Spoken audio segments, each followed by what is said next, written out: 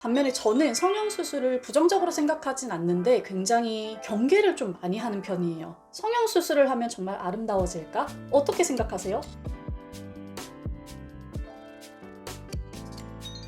안녕하세요, 공복이 여러분. 공백입니다. 모두 편안한 시간 보내고 계시나요?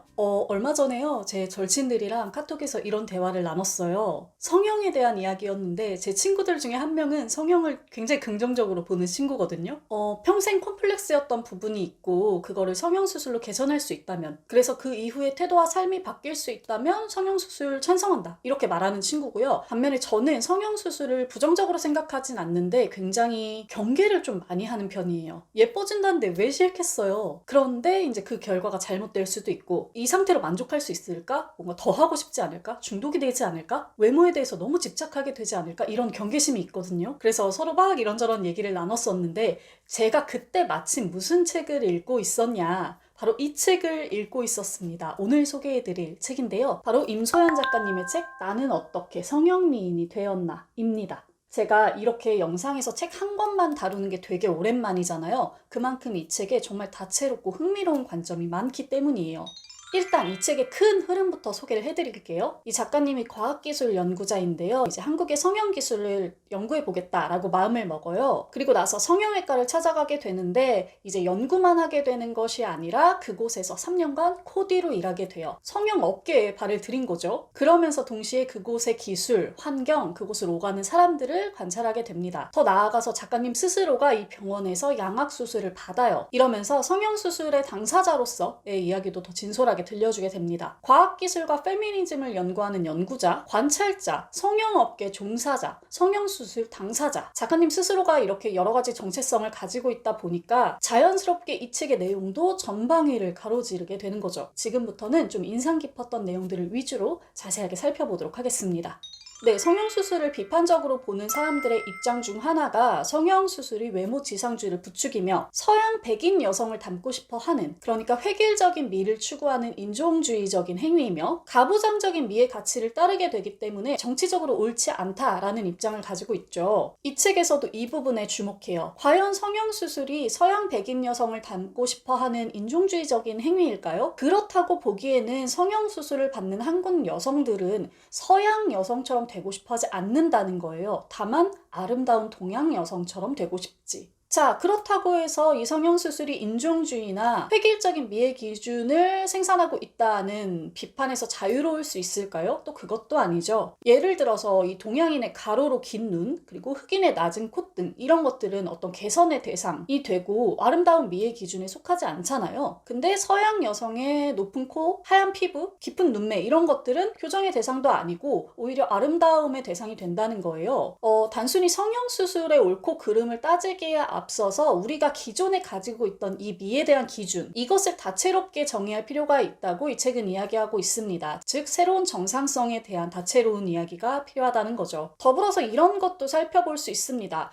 이데올로기의 중요성을 강조하면 성형수술을 받는 사람들이 줄어들까? 혹은 성형수술 환경이 더 안전해질까? 이것도 아니라는 거예요. 그렇잖아요. 저만 생각해도 내가 당장 아름다워질 수 있다는데 이데올로기가 얼마나 크게 작용하겠어요. 그죠? 이게 실효성이 있을까? 이게 먹힐까? 물론 그런 사람도 있겠지만 굉장히 소수겠죠. 이 책에서도 그렇게 말해요. 이데올로기를 이용해서 성형수술을 줄이려는 이런 시도는 애초에 이길 수 없는 싸움이기도 하고, 혹은 정신승리밖에 할 수 없는 싸움이다 라고 얘기를 하거든요. 이 부분에 대해서도 저희가 좀 깊게 생각해 볼 필요가 있겠죠. 자, 여기까지만 들으면 이 저자가 성형수술에 대해서 굉장히 긍정하고 있는 것처럼 보여요. 그런데 이 책은요, 단순히 성형수술 좋아, 성형수술 나빠, 이걸 떠나서 더 근본적인 부분을 짚고 들어가요. 미용 성형수술의 목적은 아름다워지는 거죠. 이 책은 근본적인 이 물음을 다시 파헤칩니다. 성형수술을 하면 정말 아름다워질까? 어떻게 생각하세요? 당연히 예뻐지니까 그렇게 아프고 돈 드는데도 하지. 안 예뻐지면 부작용이지. 이렇게 생각할 수 있는데요. 그 기준이 굉장히 모호하더라고요.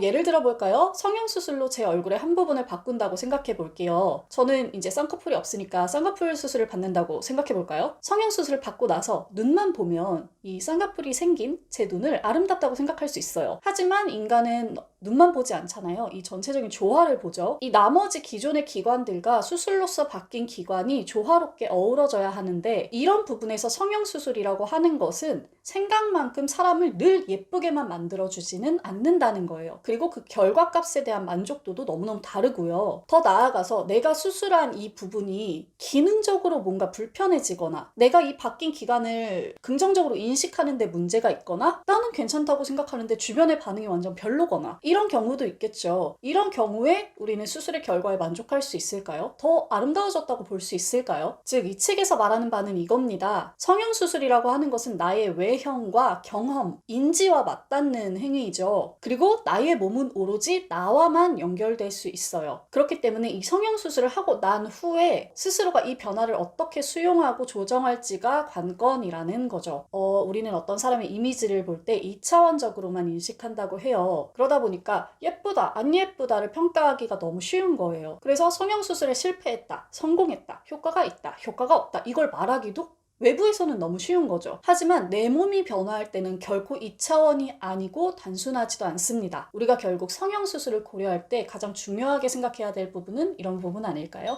자, 성형괴물, 성괴, 강남미인 이런 말 많이 들어보셨죠? 성형을 해서 획일적으로 비슷한 얼굴을 갖게 된 어딘가 부자연스러워 보이는 얼굴을 우리는 흔히 이렇게 말합니다. 그런데요, 이 말도 참 묘해요. 성형을 한두 번만 했어도 아니 심지어 성형을 하지 않았다고 해도 우리가 흔히 성형괴물이라고 일컫는 외모를 가지고 있으면 그 사람은 소위 성괴로 불립니다. 그런데 성형수술을 정말 많이 받았어도 그 사람이 예쁘면 그냥 미인인 거예요. 우리는 타인의 성형수술 여부를 알아차리지 못하는 경우도 많고 알아차린다고 하더라도 우리가 보기에 그 사람이 미인이면 쉽게 혐오의 대상에서 배제시킵니다. 즉 성형괴물 혹은 미인의 기준이 성형수술의 여부나 횟수와는 상관이 없다는 거예요. 이 책에서는 이 부분을 다루면서 아티스트 오를랑에 대해서 이야기합니다. 여러분들 오를랑 많이 알고 계실 텐데요. 명화 속 미인들의 아름다운 부분만을 성형수술 받으면서 퍼포먼스를 하는 아티스트죠. 그러면서 미의 경계를 흩뜨리는 그런 역할을 하는데 한국에서 흔히 성형괴물이라고 불려지는 사람들도 마찬가지의 역할을 하고 있다고 이 책에서는 말하고 있습니다. 물론 이들은 퍼포먼스로서 혹은 예술로서 그러한 행위를 한 것은 아니지만 이들의 존재 자체가 자연스러움과 인위적임, 못생김과 아름다움, 미의 규범이나 보는 사람의 인식 등등 아주 다양한 경계를 가로지르면서 충돌시킨다는 거예요. 이 충돌 속에서 우리는 미추의 규범을 다시 생각해 볼 수 있는 거고요. 또 우리가 진정으로 비난하고 혐오하고 대상하고 있는 존재가 무엇인지에 대해서도 한번 생각해 볼 수 있겠죠.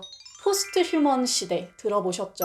여러 기술들로 인해서 인간의 몸은 그 기능이나 외형이 계속해서 향상할 것으로 보여요. 이 책의 말미에서는 이렇게 향상된 몸, 나와 다르게 변화한 몸들에 대해 우리가 어떻게 대해보면 좋을지에 대한 생각도 담겨 있습니다. 나와 다른 얼굴과 몸, 기능을 가진 타인을 대할 때 우리는 어떻게 해야 되는 걸까요? 그야말로 우리가 가지고 있던 미의 기준, 정상성의 기준을 다시금 생각해보고 그걸 넓혀가야 할 때가 아닌가 싶습니다. 그런 면에서 이 성형 기술이라고 하는 것은 정말 주목해 볼 만한 주제인 것 같아요. 이 책은 성형이라는 키워드가 가닿게 되는 수많은 범위에 대해 이야기하고 있는 책이에요. 성형, 아름다움, 미인, 의사와 간호사의 일, 바뀐 몸에 대한 경험과 인식, 성형 직후의 고통, 만족과 불만족, 정상과 비정상, 자연스러움과 부자연스러움, 타인에 대한 태도까지 말이죠. 제가 월말정산 영상에서 이런 얘기를 했죠. 이 책 무엇을 상상하시든 그 이상을 보게 될 것이다. 성형수술에 대해서 단순히 좋다, 안 좋다, 긍정이다, 부정이다 이렇게 생각을 했었던 저에게 굉장히 다채롭고 신선한 인사이트를 안겨준 책이었습니다. 그래서 여러분들께 꼭 이렇게 전해드리고 싶었어요. 제가 한 영상에서 한 권의 책을 이렇게 깊게 다룬 게 굉장히 오랜만인데요. 재밌네요. 앞으로도 다시 종종 이렇게 한 권의 책을 다루려고 하는데요. 여러분들께서도 많이 지켜봐 주시면 좋겠습니다. 자, 그럼 저는 물러가도록 하겠습니다. 우리 공복이 여러분 모두 멋지게 책 읽는 시간 되세요. 공백의 책단장이었습니다. 안녕.